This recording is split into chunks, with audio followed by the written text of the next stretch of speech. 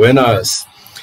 Hoje vamos falar um pouco sobre o patrimônio líquido de um fundo de investimento, que bicho é esse, como ele é calculado, e também vamos navegar no site da Comissão de Valores Mobiliários, a CVM, que é que regula a indústria de fundos, e buscar informações sobre os fundos de investimentos, que com certeza o Brasil é um dos países de maior transparência, se não de maior transparência, quanto aos investimentos em fundos aqui.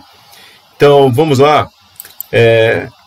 Aqui, para explicar o que é um patrimônio líquido de um fundo, eu estou pegando aqui um relatório do fundo CRE5, que aí na sessão anterior eu comentei que foi o primeiro fundo de investimento aqui do país, criado na forma de condomínio. Então, o patrimônio líquido é composto por todos os investimentos ativos, títulos que o fundo investiu, entram os recebimentos desse fundo, então, por exemplo, dividendos, juros que provém dos investimentos, e também tem as saídas. Então, dele a gente tira os resgates, tira os pagamentos aos fornecedores do fundo, afinal o fundo tem que contratar fornecedores de sistemas, você tem que mandar documentos para os seus cotistas. Então o fundo tem uma série de despesas, e sendo uma delas, talvez a principal delas, a taxa de administração. Então, olhando aqui na demonstração aqui do CRE5, nós vemos que o patrimônio líquido, para ser calculado o patrimônio líquido atual, ele começa do anterior. A partir daí nós estamos somando as receitas de cada ano. Então vocês podem ver que tem ali o item receita e a receita bruta do ano de 1962, no caso aqui desse relatório, que saiu no jornal da época. Vemos ali os rendimentos dos títulos de dívidas públicas, os juros bancários. Então eles, por exemplo, investiram em títulos do governo, então por isso eles têm esses rendimentos dos títulos de dívida pública. Eles devem ter comprado títulos de bancos também, por exemplo, CDBs ou RDBs, então eles têm esse ganho. Eles têm dividendos, bonificações e outros. Esses daí são receitas provenientes dos investimentos em ações ou similares. E eles venderam alguns títulos e tiveram lucro. Por isso está escrito, inclusive, o lucro na venda desses investimentos. E aí ele subtrai, vocês vão encontrar ali no final do item receita, menos distribuído aos condôminos. Então, esses ganhos, uma parte eles distribuíram. Emitiram novas cotas e tiveram resgates. Se eles emitiram novas cotas, nós podemos falar que isso é um condomínio aberto.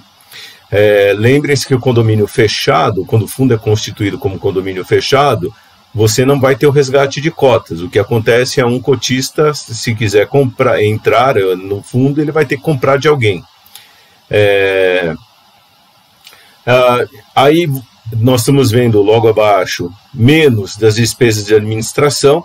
Então ele está tirando ali os gastos com a administração do fundo, que você encontra hoje em dia muito como a despesa que são relacionadas com a taxa de administração. Soma e subtrai tudo, ele vai chegar no patrimônio líquido no final do ano. E aí ele tem ali o valor total e tem uma parte que são o saldo de receitas não distribuídas. Quer dizer, ele vai distribuir, mas ainda está lá. Então ele tem que somar ao patrimônio. O que dá o total lá no final de 12.282.045.918 cruzeiros. Se você pegar esse total e dividir pelo número de cotas, que está escrito ali também na última linha, são 38.085.109 cotas, você vai chegar ao valor de uma cota, que é no caso ali 322.495 cruzeiros. Como as cotas elas são resultado da divisão do patrimônio, o valor da cota é o resultado do valor da divisão do patrimônio líquido pelo número de cotas, você, na hora que vai escrever o valor de uma cota, você tem um valor que passa dos centavos. Normalmente você trabalha com umas 6, 8 casas depois da vírgula. Mas o valor da cota, na verdade, assim, é importante para você ter o acompanhamento, mas o que interessa no final é pegar o valor do patrimônio líquido e dividir pelo número de cotas que você tem. O cálculo do patrimônio líquido segue o mesmo caminho desse que nós vimos aqui da CRE5 lá de 1962. Segue exatamente o mesmo caminho. O que tem hoje de novidade é que nós temos a marcação ao mercado, que não é tão novidade.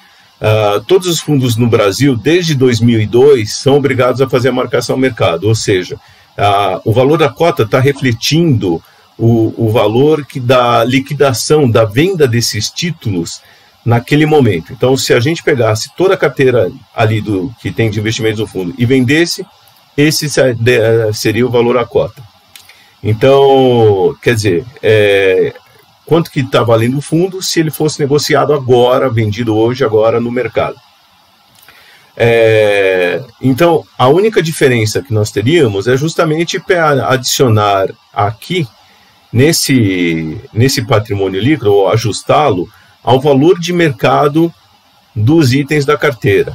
Então, no valor desse patrimônio líquido, nós deveríamos somar toda a valorização dos títulos que nós temos na carteira, mesmo que eles não tenham distribuído dividendos ou juros, e reduzir também de todo do patrimônio líquido todas as desvalorizações que nós tivemos dos títulos aqui da carteira.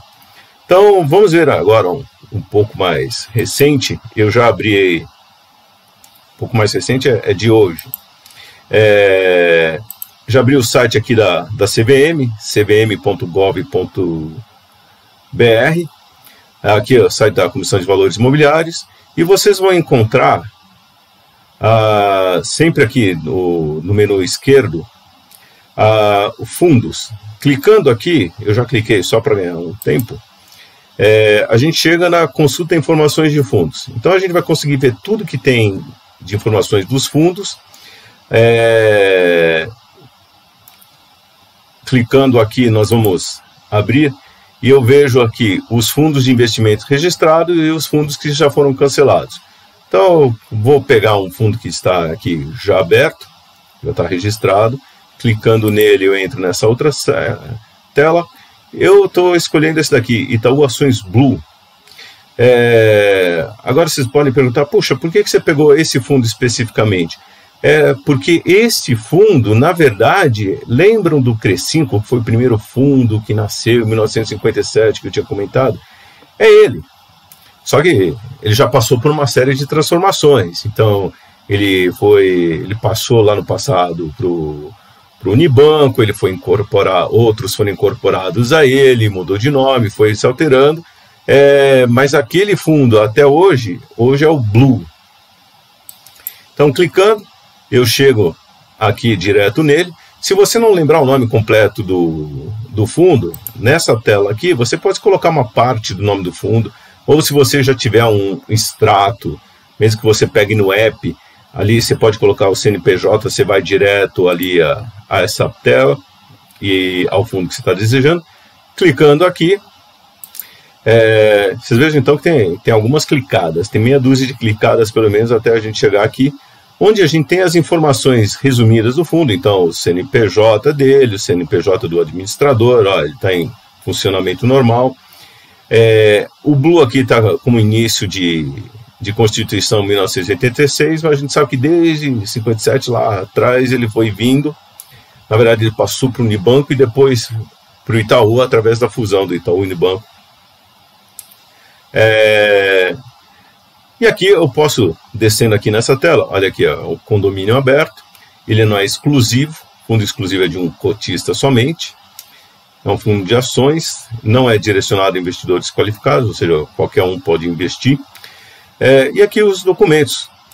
Tem o balancete, composição da carteira, dados diários, algum fato relevante que aconteceu, lâmina do fundo, que é um resumo, o prospecto, que tem mais detalhes, o regulamento, que realmente é aqui, vamos dizer, o regulamento é o documento que todo investidor deveria ler antes de investir no fundo. Lá você está vendo qual que é a estratégia do fundo, que ativos podem compor a carteira, qual é o grau de risco que ele vai correr, quem são os fornecedores de serviço, administrador, gestor, custodiante desse fundo. E aí tem outras informações, como informações complementares e o perfil mensal de cada fundo.